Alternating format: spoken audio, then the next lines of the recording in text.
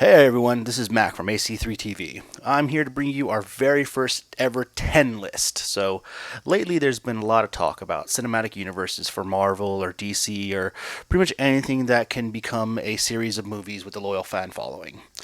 Today, we're going to talk about movies that didn't accomplish that, even though they probably should have. So, let's go and jump into the list.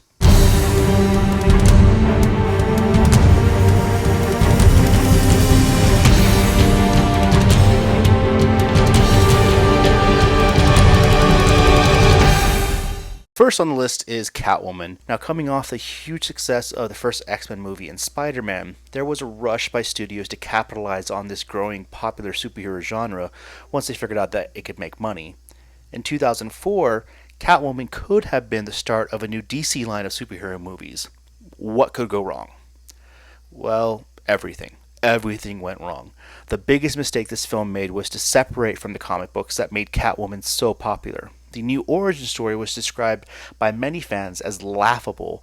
This movie had the potential to put the stink on DC films for years, but thankfully fans got the hero they needed with Batman Begins coming out the next year in 2005. Considering Dungeons and Dragons inspired so many fantasy books and other films, you would think that a film based in this world would be a shoo-in. The film actually had a pretty solid cast of actors with Jeremy Irons and Thora Birch and Marlon Wayans at the start of his film career. However, the film suffered from horrible special effects as well as a very, very weak story. As ironic as it sounds, it had the general plot of a hastily thrown together Dungeons & Dragons game, which fans expected something more. The main characters played by Justin Whalen still riding that Lois and Clark fame, and Marlon Wayans just didn't connect with audiences. What was left was a lackluster buddy comedy with some magic and dragons tossed in. Trying to buck the trend of films based off video games tanking at the box office, Final Fantasy The Spirits Within premiered in July of 2001. It had one of the strongest voice casts for an animated film, with recognized stars like Ming-Na, Donald Sutherland, Alec Baldwin, Ving Rhames, and James Wood.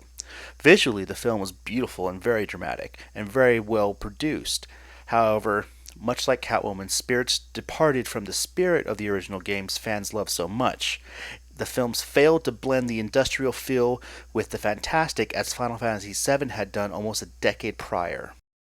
Expectations for Superman Returns were very, very high. The story of the film was set after Superman 2 and was meant to reinvigorate the series and quietly erase the last two Reeves films. Anyone who saw Quest for Peace could understand why.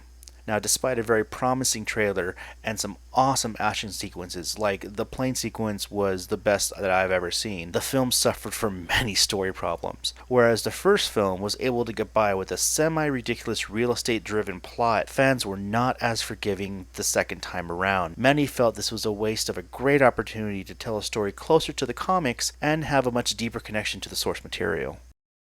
Up until 2003, The Incredible Hulk had been Marvel's most prolific character adapted to the screen. The film did not live up to expectations. The story was weak. They settled for a weird Absorbing Man knockoff villain instead of one of the many other opportunities in the pantheon of Hulk villains. The story also deviated from the source material in terms of Bruce Banner's origin, and the CGI fell way short as the Hulk felt too cartoony and not grounded in the realism the story was trying to portray.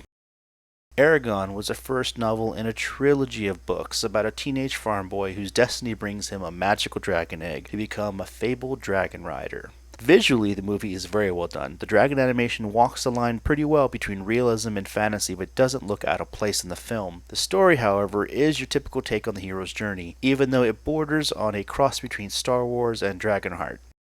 The League of Extraordinary Gentlemen was a series created by Alan Moore, one of the most amazing writers in comics, and this was about characters from famous literature like Mina from Dracula, Captain Nemo from 20,000 Leagues Under the Sea, and The Invisible Man. The film had several strong stories to pull from the actual comic book series, and the visual effects were actually pretty solid. The movie, however, had huge production problems on an epic scale. So the script was constantly being rewritten. Topping all of that was the fact the film itself had only a slight resemblance to the original material. Daredevil, we really, really, really wanted to like you. Like a lot of other movies on this list, it definitely had the star power with Ben Affleck, Jennifer Garner, and Colin Farrell in title roles, but the story just didn't have the punch it needed to be really great. Luckily, Affleck got another shot at playing hero, and Daredevil got a second chance with Netflix.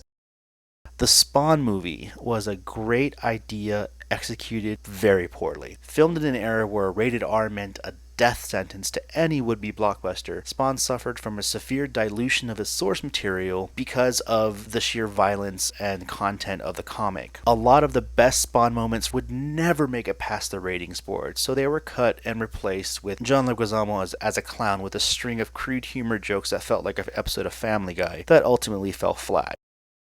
Okay, so we have saved the best/worst for last. Now, in terms of potential for awesomeness, Green Lantern really had it all going for it. The source material had very strong characters, several amazing storylines, and an intergalactic stage to set it all in. Many fans were upset that a lot of what made Green Lantern great, such as the willpower to overcome fear and how that plays into the hero's journey, was missing.